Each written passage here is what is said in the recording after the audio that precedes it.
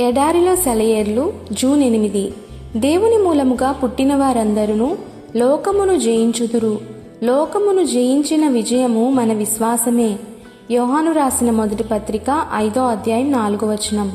మనం జాగ్రత్త పడకుండా ఉంటే మన దారిలో ప్రతి మలుపులోనూ మన విజయాన్ని, మనశ్శాంతిని దోచుకునేదేదో ఒకటి ఎదురవుతూనే ఉంటుంది. దేవుని పిల్లల్ని తప్పుదారి పట్టించి నాశనం చేసే వ్యవహారాన్ని ఇంకా సాతాను విరమించుకోలేదు. ప్రతి మైలురాయి దగ్గర ప్రతివారు ఆగి జాగ్రత్తగా తమ అనుభవాల థర్మామీటర్ని సరిచూసుకోవాలి, ఉష్ణోగ్రత తగినంత ఉందో లేదోనని.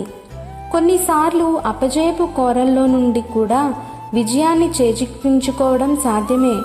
చేయవలసిందేమిటంటే సరిగ్గా అవసరమైన సమయంలో మన విశ్వాస ధ్వజాన్ని పైకెత్తడమే. విశ్వాసం ఎలాంటి పరిస్థితినైనా మార్చేయగలదు. అది ఎంత చీకటైనప్పటికీ, వచ్చిన కష్టం ఎంత క్లిష్టమైనప్పటికీ ఒక్క క్షణం యథార్థమైన విశ్వాసంతో హృదయాన్ని దేవునికి ఎత్తి పట్టుకుంటే చాలు.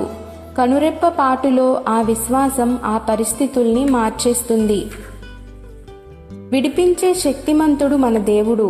దేవుడిపై విశ్వాసం ప్రతి క్షణము ఇస్తుంది విజయము. భయం, బాధ, పాపం, దుఃఖం అన్నీ ఓడిపోతాయి. దేవుడిపై అన్నింటినీ గెలిచే మన విశ్వాసం.